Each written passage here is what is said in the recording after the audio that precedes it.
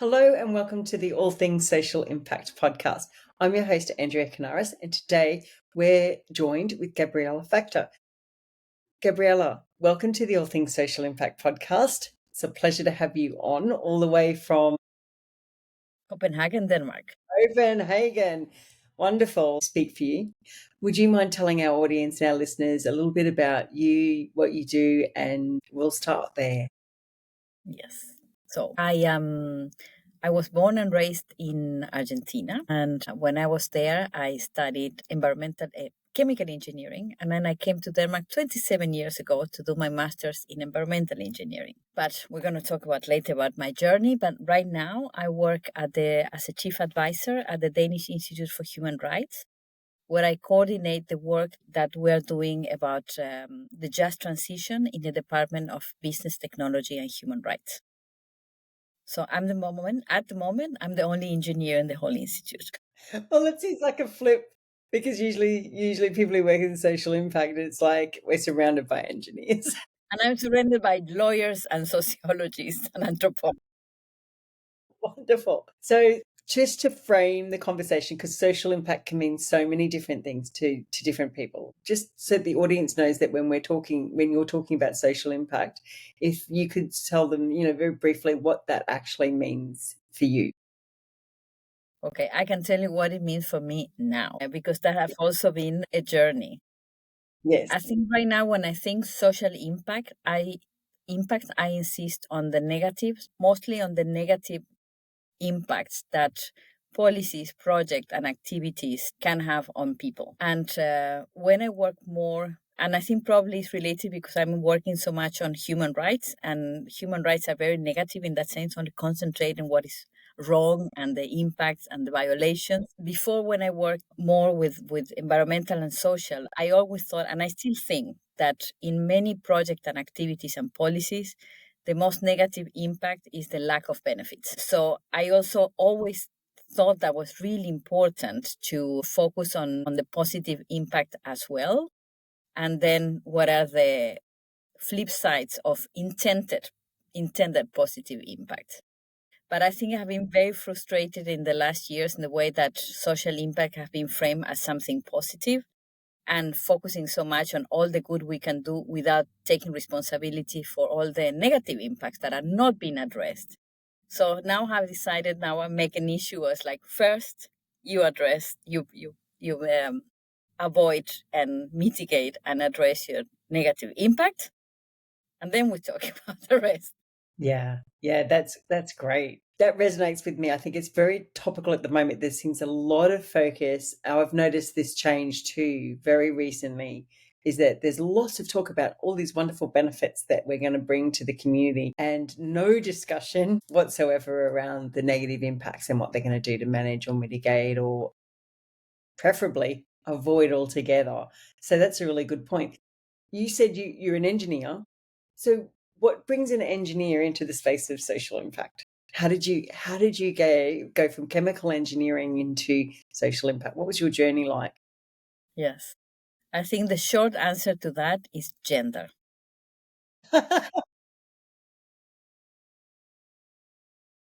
And the long answer to that is that, so I studied chemical engineering because at that time, many years ago, in Argentina, where I'm from, there was nothing called environmental engineering. When I have to start with my university studies, like all the environmental issues were taken either by biologists and focusing on biodiversity and these kind of things, or by architects about how to manage the space so it's more environmentally friendly. And there were nothing that was there. And chemical engineering gave me a lot of tools in order to address issues like pollution and waste and energy and especially water. That was a big interest of me. So I Yeah. went all the way 6 years in chemical engineering. And at the end of that journey, I got the opportunity of applying for a scholarship. And I came then to Denmark with a EU scholarship to do my master's in environment. That being said, from the growing up, I was a child in a dictatorship, and my family have to go to an exile. Yeah. we went back, and my teenage coincided with the return of democracy. So social issues, participation, discrimination, violence, and how to provide have been very present in me. Yeah. And I have been used to, and my parents were also an economist and engineer, were very active also in issues related to social development and poverty alleviation and democracy. So it was part of my upbringing. My mother was specialized in cooperatives, and my father in river basin management. So there was a lot of that interaction between people and the environment was, and the participatory process was. I grew up with that. So it's ever present. Was that like dinner time conversation, household Yeah, and then conversation? I love going with my parents in whatever they where they were going, even if it was a very technical thing. But I was really fascinated by that. And starting in Argentina, I also worked as a volunteer in some environmental organizations. So when the opportunity came of really studying environmental engineering, and in a country and in a region with so much focus on sustainability, and not only in the technical solution, but how a society can organize themselves to Yes. live and to develop more in harmony with the environment, more sustainably. They say, okay, that's my thing. So I came to Denmark to do my master's. But very soon in my studies and the years that I have before coming to Denmark, was very clear to me that if you cannot clearly state what is the human problem, you never find the solution is never only technical. You need to understand which are the social implications and considerations in whatever problem you're dealing, and engage with people in finding the solution. The solution is never technical. So for me, from the very beginning and from my studies, this trying to understand the social dimension and how to engage with people in finding the solution and being part of that, have been there from the beginning. So that was that. And then I wrote my thesis in how to monitor impacts of acid rock drainage, impact on water resources from mining operations. And then I started working, and then I was in the company that I work. I was sent to Bolivia to work in a project of environmental management in the industrial mining sector. And Yeah. then was the big revelation for me, like the discovery that there were these so many women in the artisanal small scale mining sector, and then how the impact of old and new operations affected men and women differently. And I think it Yeah. was a huge aha moment for me to realize that the tools and methodologies we were using were gender neutral and therefore not getting it right. So it was through the eyes of gender and trying to adapt these methodologies and indicators in order to capture these differences that were in how environmental issues were experienced Mm, differently, and also the solutions. The way to solution were differently depending who you were talking to and how they will affect differently indigenous and not indigenous persons, and women and men and everything in between, children differently like all people. I think that was actually gender that that put me on that path. And right. because I had a lot of will and maybe instinct but not knowledge, I always worked with people that were really really good in Yeah. anthropologists and sociologists, and people that were fantastic in participatory methodologies that Yeah. that suited me very well. I am fascinating of For me the result is as important as the process. And the process that I always chose and promote were participatory and Mm, inclusive. And so that resonated with me, and that's what I felt my comfort zone, and that was like growing. yeah. And then it came to the other big thing in my life, professional life, that was attending my first conference of the International Association of Impact Assessment. Yes. Uh, Long time ago in Porto. And I did something, I started there and I have done ever since. I always go to a session I know absolutely nothing about. So Yes. in that conference, I did a training course on health impact assessment, which I knew nothing. And then I attended a session on ecosystem services that also knew nothing about, and the session on human rights impact assessment that I knew even less, and I was terrified because for me it was so logically that language, and it was like a bit. Legal language. Yeah. But then there was like aha moment, and then the pieces that I was missing on the work that I was working on environmental impact assessment, then it starts to fit. Okay, we need to look at ecosystem services and human rights, giving a lot of the answers that I was not finding in the other methodologies. And then how health actually is the top of the iceberg, and below the surface you have both environmental and social things. And then I started expanding not only my, I would say, knowledge base, but first of all my network. Yeah. I guess if I have to define my journey, I think I use people the same way that other people use books. So when I face a problem, like who's the best expert I know in this topic, and a mail and a phone call, and then I approach very humbly with a lot of humbleness and trying to always listen to the experts, discuss with them, being challenged there to disagree. And then when the solution is not there, let's make a new tool, a new methodology, paper that is needed so we can move forward together. Yeah.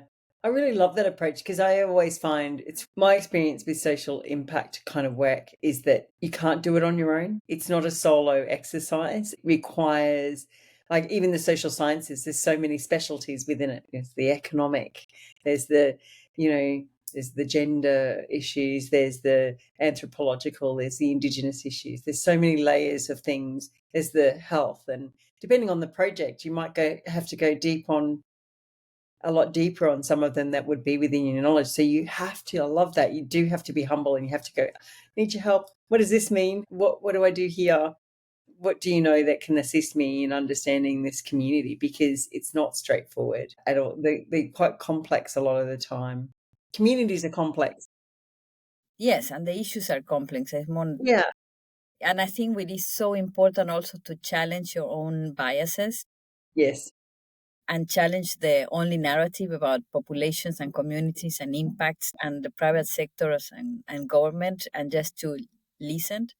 But also I think it's not only like technically, I think that some tasks require somebody can take the step back and see how all the things are connected and are Yes. together. And probably this is there what I'm better at. And then when you see, okay, these are the issues and these are the problems and solutions, then you will need some really good specialists on specific issues that can analyze it properly and find the and guide on the solution what could be. And I think that it has to be space for these really good generalists that are able to identify the best specialists to address some of the issues that require that type of expertise. Yeah. And I think that is, I thought some years back that that will be the future of impact assessment. That will be like, this, the development is this really good generalist that will be in the very beginning, scoping and identifying the issues, then goes to the specialist in different areas. And then again, you need a generalist because these management plans, you don't want to have like 20 different management plans. You want management plans that are coherent and cohesive, and that you're not creating a social problem because you're solving a climate one, and the other way around. So you want to have this more integrated and holistic management plans as well.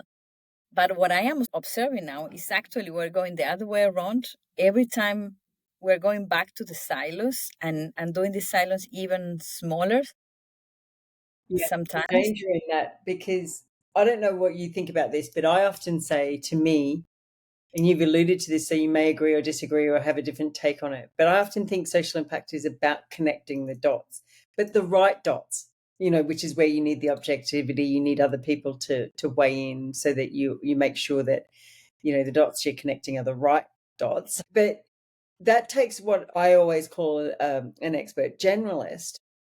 But if you go silos, then you risk not connecting dots that need to be connected, because this specialist may not have information that this one over here has. And if they're not talking to each other, there's no way of facilitating that, then there can be there's risk of serious impacts being kind of falling through the cracks. But it's not that the challenge of impact assessment in general and social inspection that you never have the time and budget to that sitting with all the different specialists, environmental and the health and the whatever engineer and the site and discussing what the issues were, the alternative and how we solve it. And what, doing the practice of impact assessment, call it social or environmental or human rights. Like I always practice is asking the same question to different people and getting different answers, but also trying different ways of asking the same question to see if I get different answers. And isn't that many eyes and many perspectives and perceptions that you start to see what is what? That is really a problem. And I think I recognize the frustration of a lot of colleagues and professionals that just they are not restricted in the possibility of doing a thorough work and having that. Yeah. That's comprehensive engagement. It is hard, and it is. I would like to see a shift to, instead of budgets being allocated by by an arbitrary deadline that somebody sets because they decide they want their approval by a certain date or whatever. It would be lovely if it was risk-based, if at that early stages of the assessment, like you said, whether it's that generalist, because I like that model, where you've got somebody who can look at all of it and go, well, here are the risks and of the project, and the risk associated of the impact of that project, be economic, social, environmental, determine kind of the scope of and the length of and the comprehensive nature of the assessment. Because at the moment, that's not what's determining it. The level of risk is not what's necessarily determining budget and timeframes. But fun enough, it is determining in other instruments like the connected with due diligence. What I find is very, very risky. Sometimes some of this materiality assessment done with no impact assessment ever done, no real affected stakeholder being consulted. Yeah. No, in the due diligence, I've been involved in a couple of due diligence where they've actually gone and sought out some social risks, but a lot of the time the social risk is not always framed correctly either. It's like they're thinking about their internal risk, not the risk to the community per se, unless of course that has a reputational risk to them. So which is important, I understand, for a company to need to do that due diligence. But the other due diligence that's being missed is the impact on the actual community from the project that is not necessarily considered. I found that quite happen a bit at the due diligence space. I'm just smiling because when you ask me what is social impact for me, I not even consider company. It's like it was not even. Yeah, no, and because sometimes it's not. I have the privilege of working also with governmental agencies and NGOs, so it's not only companies. And for me, it's like you really miss the well-being of the people affected. Is your north. Yeah. If you don't have that when you're doing the work, you can get really confused because then you can say, okay, we have identified these issues. This is how people are affected, and these are the risks associate that will affect the company, and then somebody else will make a decision, or you present all the information so somebody can make a decision, and decision could be, look, we're going to prioritize the impact to the project or the company, but you still have all the information that you need on the impact on people as well, that needs to be there, so you don't mix the two things. So I think that is in a way that shouldn't be there, and maybe having extremely privileged that always working in teams that have this approach. Yeah. I think most of the time, and I think it does depend who you're working, who engages you, and what they're prepared to take on, I guess, and how thorough they want to be in terms of their assessment. But so we were talking before we came in, and it's you've got an interesting take on this, because being an engineer in working in social impact, we were having a discussion about, which is a bit of a hot topic in the industry for social impact practitioners, definitely in Australia, but I think it's broader than Australia. I know the IAIA conference for the last few years has been talking about this, which is the certification of social impact practitioners. And you had something interesting to say about it, which I think is an interesting perspective, because I kind of have been backwards and forwards on it, but you had a really interesting take. Yeah, but it's only a personal experience. Look, I think that, yeah, so the story that I was telling Andrea was that I have always felt a lot of guilt and felt lacking and have a lot of complex because I didn't have, when I started working in this formal education in social science.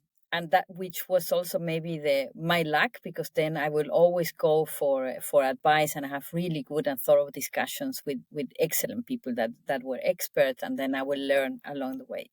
But I always missed this more formal frame and back to school. And at some point, I was working with probably the best sociology I ever met in my life. And then I told her that I think I was going to register for studying Yeah. sociology next year. Yeah. And she said to me, "Don't do that.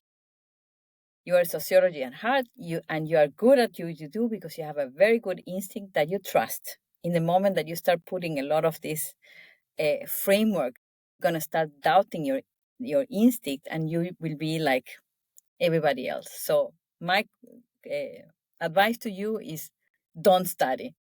Well, it was a shock to me, and did nothing to alleviate my imposter syndrome. And then until I came to the institute, and my boss said, like, "No, you work at the Danish Institute of Human Rights. You need to get really, you need a more grounded understanding of the human rights system." So I was sent to do a summer course on introduction to international human rights law, and it was fantastic because it was like I was provided like the tree where I could put all the bit and pieces that I have learned and I knew understand, but I couldn't make it fit into the whole picture. And that gave me a lot of okay, now I felt more confident, and because then otherwise you never know when it's good enough. Syndrome is real. That it's real for all of us, I think. Yeah, but I do not I respect a lot, and I think that it have been, and I understand the need and the push for the certifications, in a way of for professionalizing, because my experience was, for example, for gender, you're in a team, and it's like you have all this time, a budget, and professional for the more technical stuff, and say like, "You're a woman, can you just write the gender chapter?"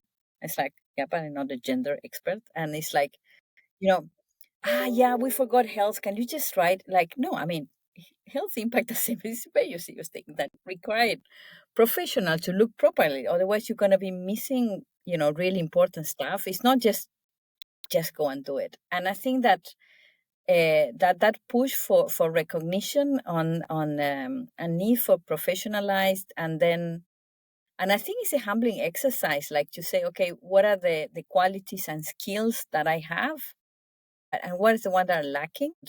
um, and we always are in a journey of learning, doesn't matter how Yes. experienced we are. And I will say, and we should always be also in a journey of sharing. I think the more the people that is good and writing and have the dedication and passion to write, the one that are like you doing this podcast, teaching and sharing and engaging in formal or informal forums where we can learn from each other. And Yeah. yeah, in my case, and probably because it's my background or how I work,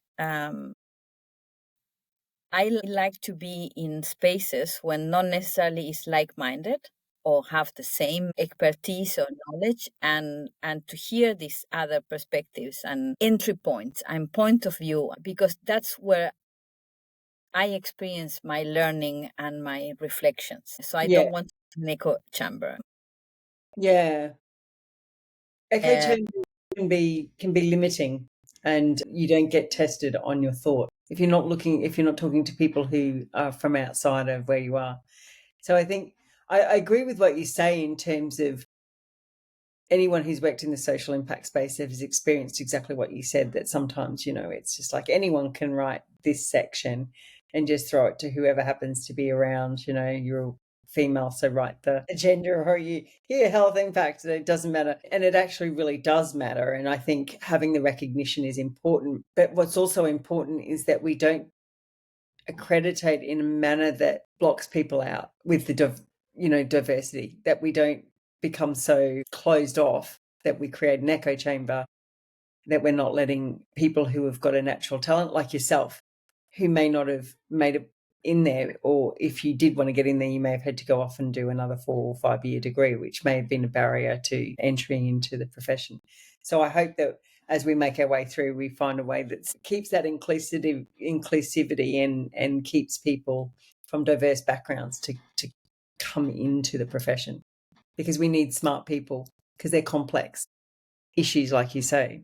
So moving on, what I wanted to ask you though is, I guess, for the people listening, what is it that everyone's got a project, I think, that they think of, that they go, this is the one that I'm most proud of, that I got the most sense of reward from.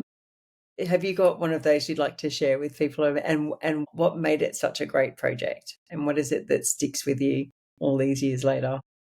Yeah, I think that was so the physical evidence that is left.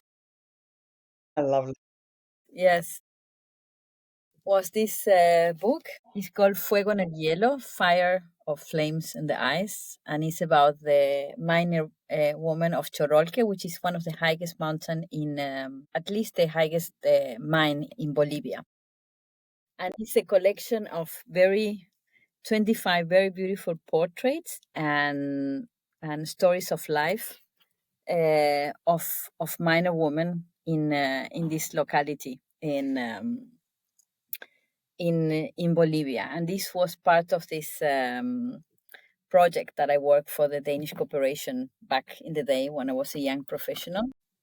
I think that project told me the most important lessons about being a person and being a woman and being a professional, and about the power of listening and protecting and respecting the testimony of the people that is talking to you. I think many of us, when we're doing social impact assessment and human right impact assessments, and just working on the field and with our professionals, we are entrusted with love stories, with testimonies, which is big that somebody is sharing that with you. I sometimes wonder, are we really prepared to respectfully receive that information, making sure that we are genuinely and respectfully and meaningfully translating that in our reports and evaluations. But when we wrote this book, we decided not to do an interview, but just an open mic. So women will share from the life what they thought that was relevant and important to be shared. And a lot of that was about the working conditions, but also more broadly about the life. Many of them were widows, sole providers of many children, and everybody wanted to edit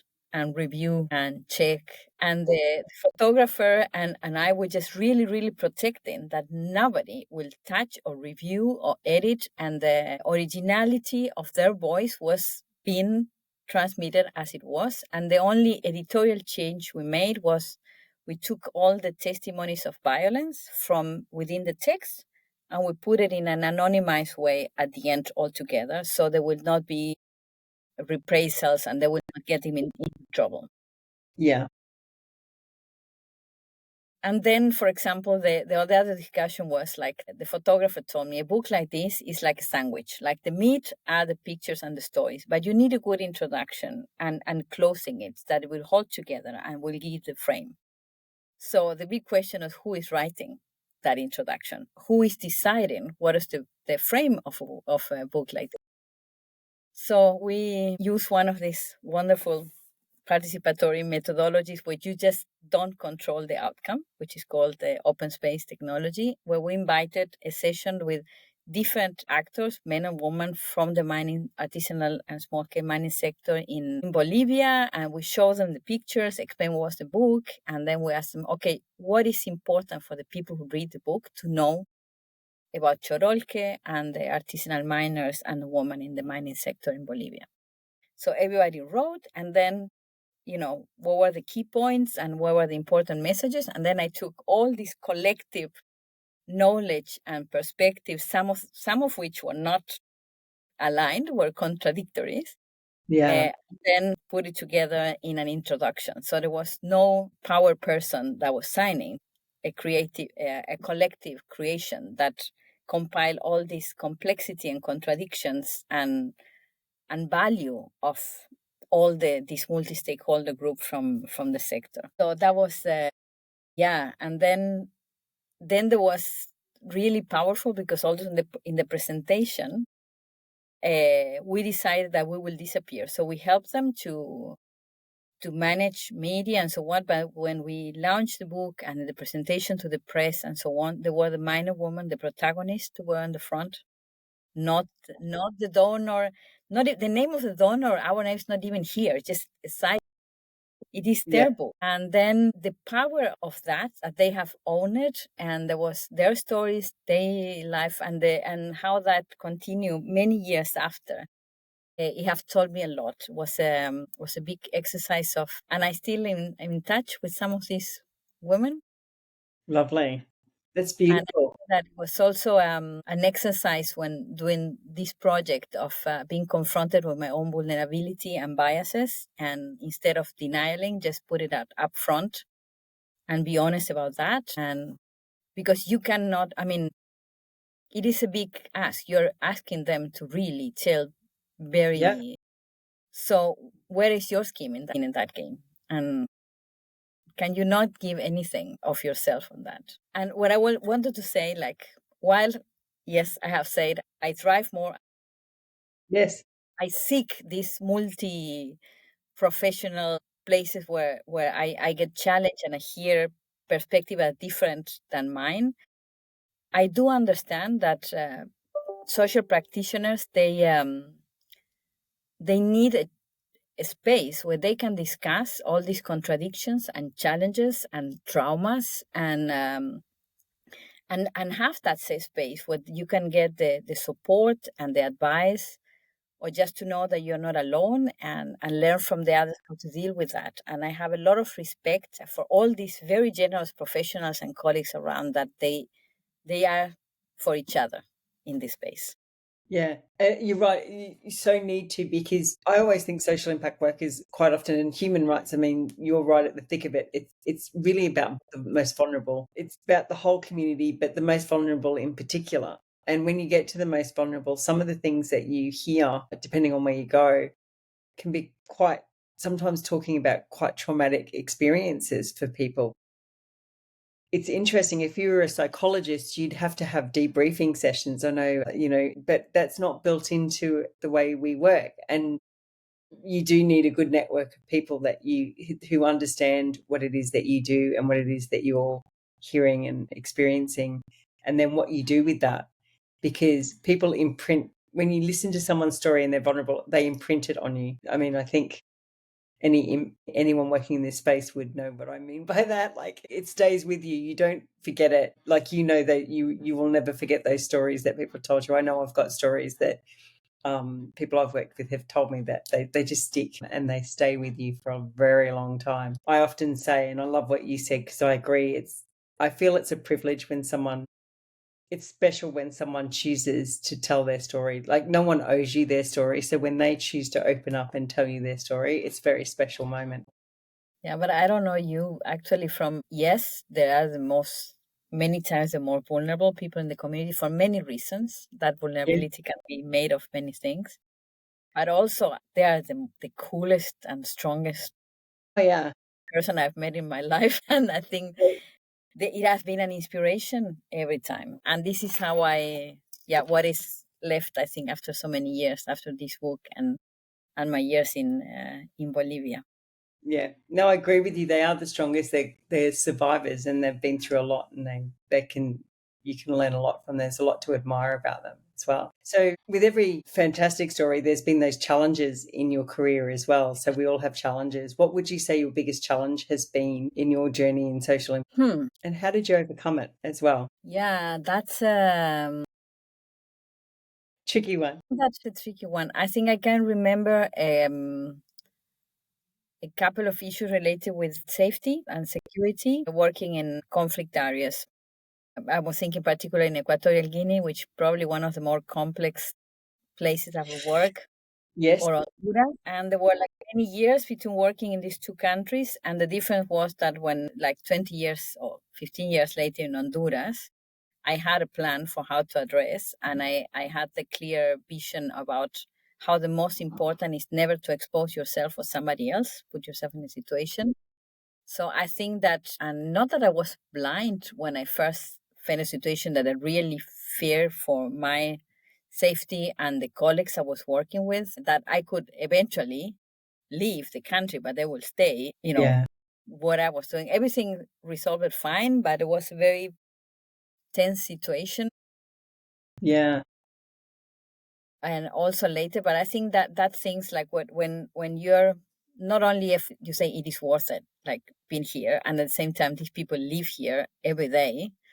So if we are not here, how we're gonna report about that, especially in the field of human rights. Mm. uh, but also this concern, like I am putting somebody at risk by doing this question, by meeting with them, even though there is consent and even though we have agreed, but Yeah. that in general, these situations I find are really, really complicated, and I'm getting better and better to address them, and also eventually got a very good, with training. So Yeah. I was, before going to Honduras, I was required to do a HIT training, hazardous environmental awareness training. That was really interesting. If you have a chance of doing it, like, Yeah. good advice. If you're going to be kidnapped, shoot at, or be Just if you happen. yeah, Yeah. to corruption and trade, if you want to leave the country, how you do de-escalate. It is really, really useful. And then when I feel like I was 20 years working without doing this training, why I did that? Yeah. Yeah, probably that situations. And then when you are working with a team or a client where your values are not aligned. And I think that working in projects or being asked to make compromises that are not aligned with your core values, that is, I think, extremely harmful for your mental health, and it should be avoided. I think that will be, without mentioning any project. I think any situation where you have your values are, if you're pushed beyond what you think is Yeah. a core value I for you. agree. I agree. And it's like it's not easy either, is it, to push back because the power balance is kind of I know if you're early in your career, I can imagine for a lot of the younger people, more experienced, you're probably feeling a little bit more comfortable to push back. It's still unpleasant. It's not necessarily a great situation to be in. But if you're younger and early in your career, you may not have the confidence to feel you can actually push back on some of the things when somebody's telling you that you need to do something. I know that in early, because I think well, all of us will come across it at some point, but there'll be a client or someone whose values don't align and they're asking you to do something you don't feel comfortable with. I know earlier in my career, I was probably found it a lot harder to push back Yeah, than I that would being now. said, I think I have a lot of faith on the new generations. I think that at least the young men and women I'm working with now, they stand their ground and they fight for what they believe, and they have far less tolerance to some situations that I see now that we handle it completely different. Not that I had better tools that, you know, we, at the end of the day, we just do the best what we can, what we have and what we Yeah, know. But I yeah, have an immense faith on the new yeah. generation of men That's and women, good. and how they're very clear on their values and their rights as workers and as professionals. So They are yeah, values driven. That's true. The younger generation are a lot more values driven. yeah, Not that we weren't, but it's a more of a focus for them. Like they're a lot more, like you say, clear on it. yeah. They have a language for that. I didn't think I had 25 years ago when I started working, and I'm very I feel very privileged that I have the chance now of working with a team with a lot of really young people. That is, I'm learning a lot from. I think Yeah. the learning is mutual, and I have a lot of respect for that.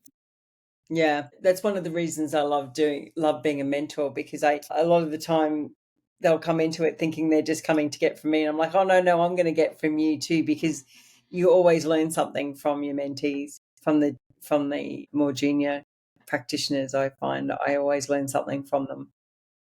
Always, they think differently, and they keep you on your toes, but they keep you contemporary as well. Like, they make you question and really think about how things are changing. Yeah, I like it.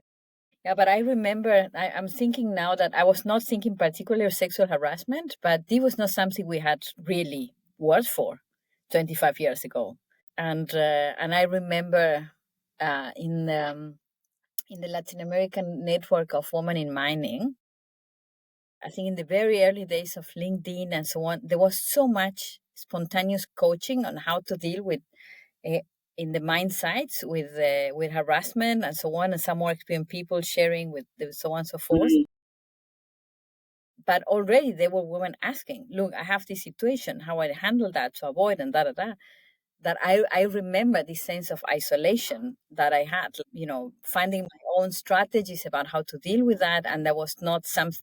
You know, so yes, I think that with the world not getting particularly more nicer or easier, there are sparkles of light, and I think this one is one that they Yes. are focused on the right things and they're creating better working conditions for our younger colleagues, and hopefully we are learning for that and catering and building a community of practice and a framework that makes safer and more healthy working environment for our colleagues. I think that's really important, because, like you, mental health is extremely important, and the environment you find yourself in is critical for that. Like, it has to be a healthy environment, and the people that are around you and your support networks have to be supportive and understanding and compassionate, because without that, it's very hard to get by when you're trying to work in this kind of space with some of the issues we have to deal with. I think it's really important to have those things in place. So, if if we're talking to our audience now, as a to wrap things up, because I'm conscious of your time as well, what would your advice be to somebody who was looking to embark on a social impact career? What would your advice be? Yeah, I think there will be, don't try to get the perfect job, just get started and get as much practice as possible. Don't be afraid of no job and no task is too small, and you learn from all of them. Join professional networks. I will also say do voluntary work beyond your profession. I think that some of the biggest labs of development in me was doing voluntary work in the Alliance for Responsible Mining in IIA. So get out of your comfort zone, work the extra mile, cultivate a network of colleagues Yes, that can guide you and just get there, foot inside, do as much as practical experience as possible, find your own voice, yes, and be open to question this. Yes, you learn, you get a position. Be open to question. Never be afraid of questioning that and talking to other ones and confirm it or change it. I love that. And where can people find you, Gabriela? I'm very happy to invite you to a coffee in Copenhagen anytime. I'll take you. But if you're around Copenhagen, I have the best coffee and tea spots that they are. They will always, hopefully, find me at the IIA conferences. They will find me in LinkedIn, Yes, which is one of the few social medias that I use strictly for, and strictly for professional. yes.